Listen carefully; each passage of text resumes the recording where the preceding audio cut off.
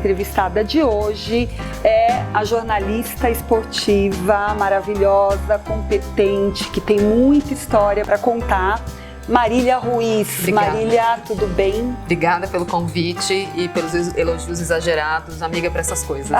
Como você disse, a sororidade é tudo. Muito obrigada pelo convite. Não são exagerados, não. E quem te conhece sabe disso com certeza. Marília, eu que agradeço a sua disponibilidade. Imagina. Agradeço por ter aceitado o nosso convite. E, bom, vamos lá. Eu vou começar a queima-roupa. Você está há 20 anos como jornalista esportiva, você foi repórter de campo, sempre atuando como jornalista na área de esportes, Sim. que é uma área que todo mundo sabe, prioritariamente masculina. Imagina 20 anos.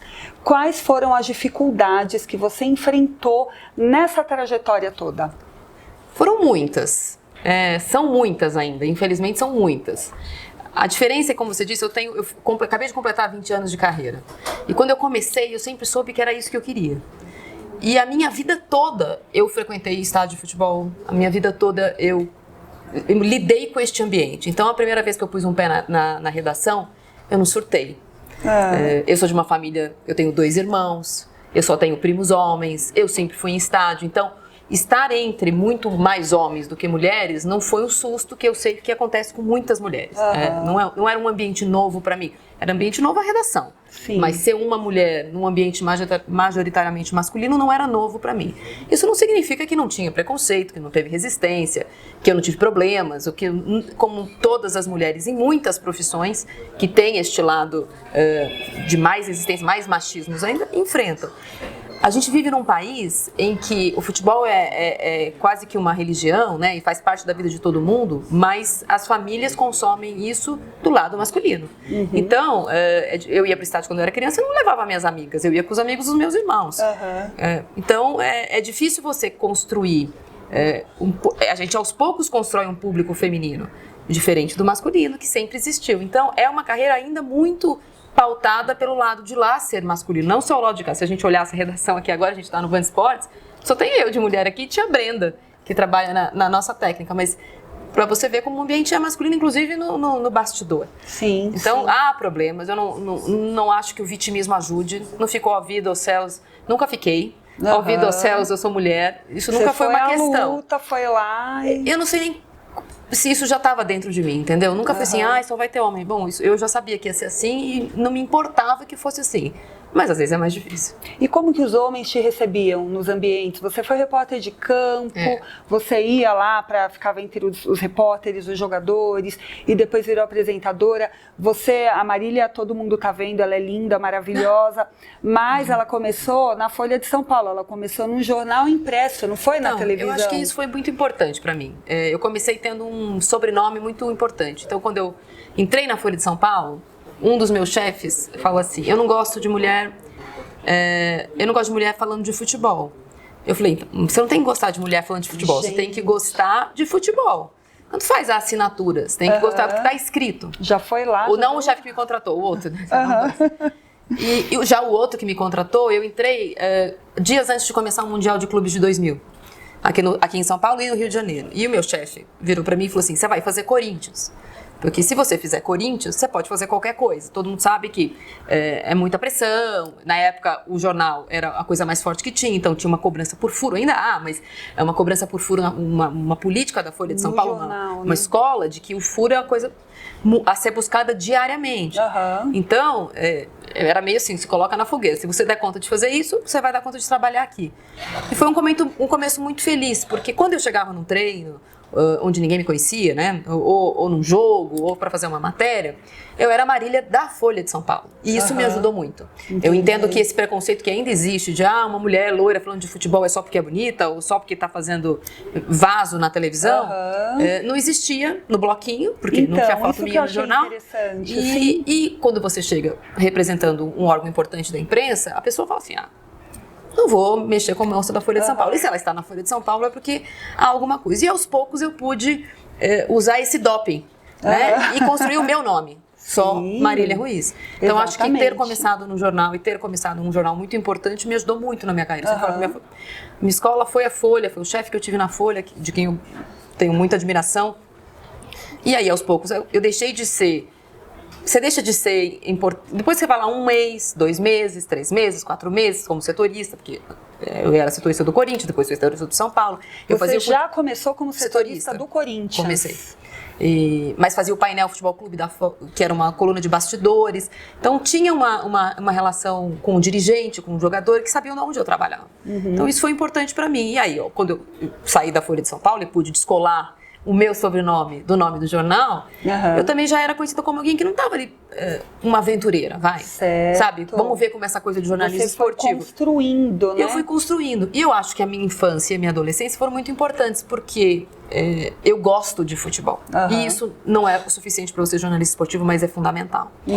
Né? Diferente de outras áreas do jornalismo, não tem aula de futebol na faculdade. Isso. Você tem aula de direito, você tem aula de política, você tem aula de geopolítica, você tem aula de economia, sociologia, mas de futebol você não tem. E aí a primeira vez que você pisa num clube, você tem que ter um mínimo de noção do que você está fazendo ali. Não só das regras, mas do histórico do clube, da torcida, e isso eu tinha. E aí você começou com isso, com esse seu conhecimento, começou a adquirir respeito também dos colegas, né? E eu acho que assim... Porque assim, eu imagino que tem havido aquela resistência, claro que, lógico, mesmo você tendo crescido entre os homens, mesmo você sabendo lidar com isso. Sempre tem. Mas tem, exatamente. Sempre tem uma resistência, porque... em todas as profissões tem, imagina no jornalismo esportivo. Eu sempre brinco que eu trabalho numa borracharia. Eu tenho que trocar o pneu melhor que os outros. E é verdade, não é vitimismo isso. Mas para construir, principalmente no começo da minha carreira... Você foi mais testada do que os repórteres homens?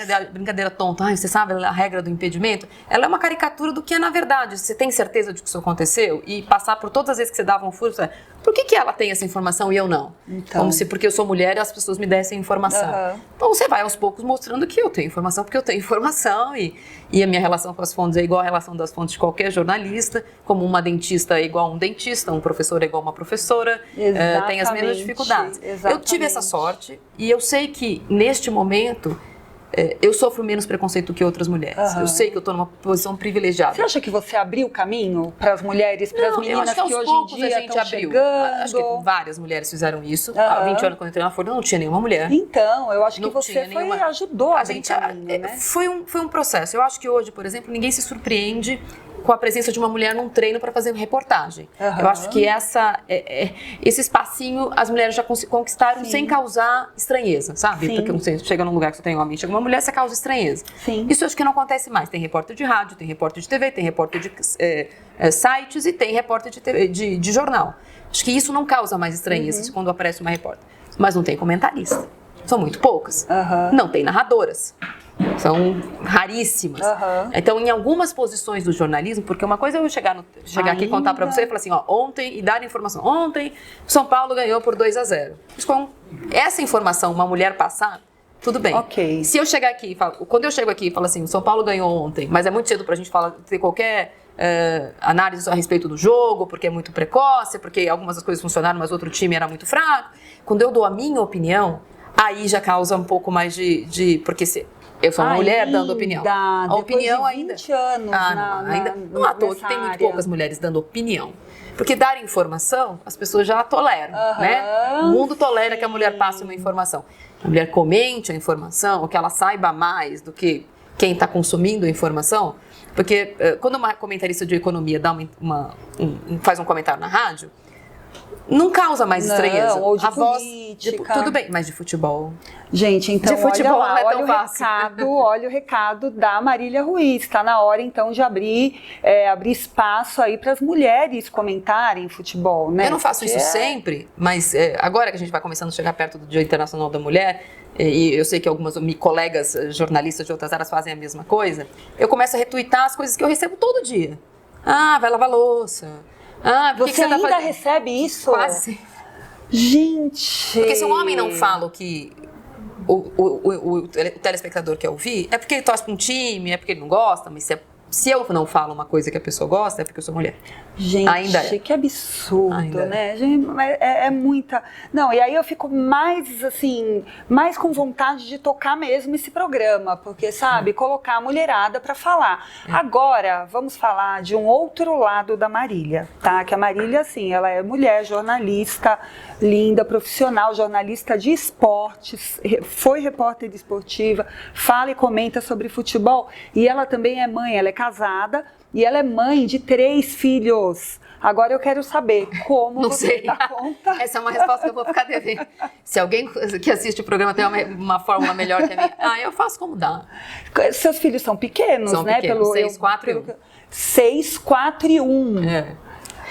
Olha... não, conta um pouco, assim, fala uma fórmula É caótico, mágica, não tem. É caótico e é claro que eu adaptei a minha vida profissional para essa fase nova. Se eu tivesse a vida que eu tinha quando eu trabalhava na Folha, seria impossível ter 3 filhos. Há uma coisa associada à maturidade e o espaço da carreira que eu tenho hoje que me permite ter uma casa e 3 filhos. Eu já fui repórter de TV, por exemplo, fui repórter da Record, quando a Record tinha os direitos de transmissão, que eu viajava 2 vezes por semana para fazer jogo.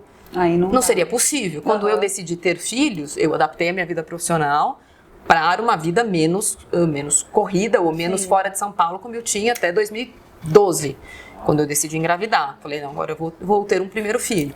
E aí, claro, eu mudei. Agora eu vou ter o blog, eu vou trabalhar para mobile, eu abrir uma empresa, eu forneço conteúdo.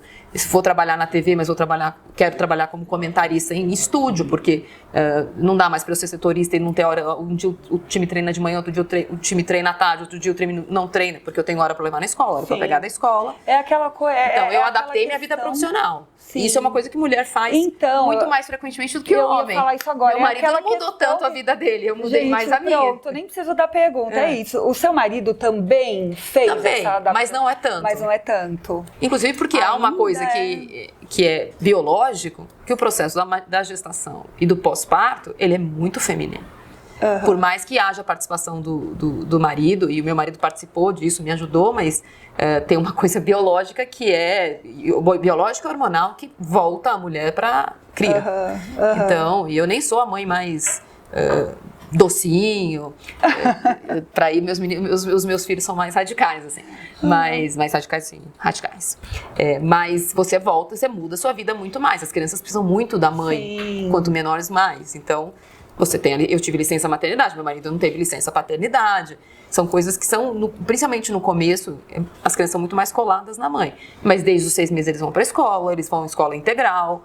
Eles são muito independentes. Você adaptou também a maternidade. Claro, e nenhum deles dependem de mim para nada. Então eu viajo quando eu tenho que viajar e eles ficam com a minha mãe, que é uma pessoa que está sempre à minha disposição. Eu ia falar disso agora. Eu ia perguntar justamente sobre isso. Você tem uma rede de apoios? Como que é a sua relação com as outras mulheres? Como foi a sua relação? Você, antes do programa começar, você falou uma declaração muito interessante, que eu falei, como é que foi a sua relação com as mulheres na sua carreira? Você falou, olha, não teve, porque não tinha mulher na minha carreira. Como é que é isso hoje? Então, na vida pessoal, ainda poucas, profissional? Ainda muito. Eu não divido bancada com mulher, divido bancada com homem. Meu chefe é homem, mas eu tenho uma das chefes que é mulher. Tem muito mais do que tinha antes, não tinha ninguém quando eu comecei. Então tem. Mas o que eu acho mais difícil hoje é você cativar o público feminino.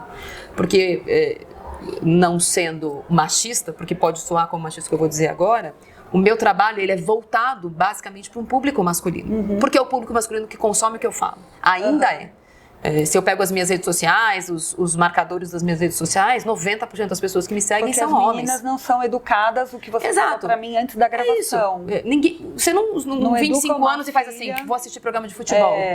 Eu fui criada assistindo, eu fui criada indo ao estádio, eu consumo esse tipo de informação trabalhando, não. Você foi uma exceção. E eu era uma exceção. A gente não cria as nossas filhas pro futebol. Agora eu vejo uma diferença. As amigas do meu filho mais velho fazem futebol na escola, vão no estádio com o pai leva a filha mulher, menos do que levar, mas não é mais uma coisa. Quando eu era criança, os meninos iam no estádio. Eu ia porque meus irmãos iam, meus primos iam, então estava lá, então vamos também. Mas não era por minha causa, era por causa do meu irmão. E aí eu fui criada assim. Então eu percebo que ainda há eu vejo lá os marcadores, as pessoas que me seguem, dos 20, a idade economicamente ativa, dos 20 aos 50, 90% das pessoas que me seguem são homens. Então é óbvio que eu falo aqui E se eu falar eu tô falando com um público masculino. Sim. E isso não é uma coisa que vai mudar amanhã. Não vai. Mas Então, você tem a certeza, desculpa te interromper, mas você tem a certeza que desde o começo, há 20 anos e ainda por muito tempo, você está ajudando nessa mudança. Eu acho que sim. Na prática, eu acho e que no sim. dia a dia. Eu acho que o que ajuda é o exemplo repetido. Isso. Por exemplo, de verdade, quantas começaram há 30, 25 anos atrás e sem outras oportunidades eram de fato modelos, eram mulheres que não gostavam do assunto, mas trabalhavam com aquilo, então eram boas apresentadoras, mas eventualmente falavam o nome de um jogador que ela não sabia de quem ela estava falando. Eram colocadas ali para enfeitar, e isso criou um personagem no imaginário, uma mulher bonita, cerveja, futebol, sabe?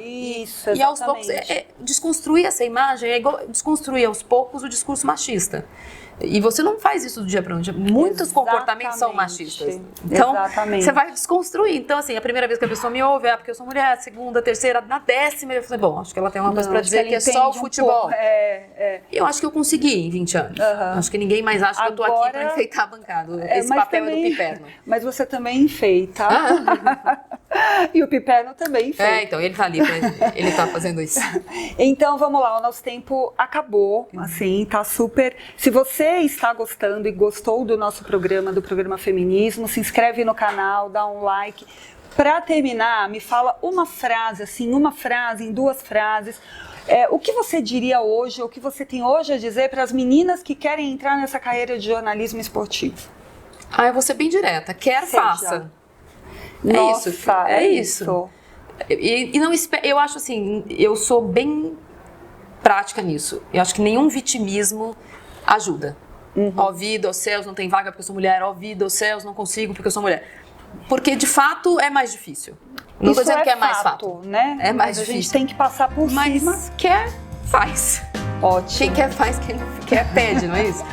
Eu acho isso. Ai, Marília, adorei. Obrigada. Marília Ruiz, jornalista esportiva há 20 anos. Muito obrigada. Obrigada eu pelo convite. Você é maravilhosa. Imagina. Obrigada por ter aceito. Obrigada. E se você gostou do programa, se inscreve no canal Programa Feminismos, dá um like. E muito obrigada por você também que acompanhou o nosso programa.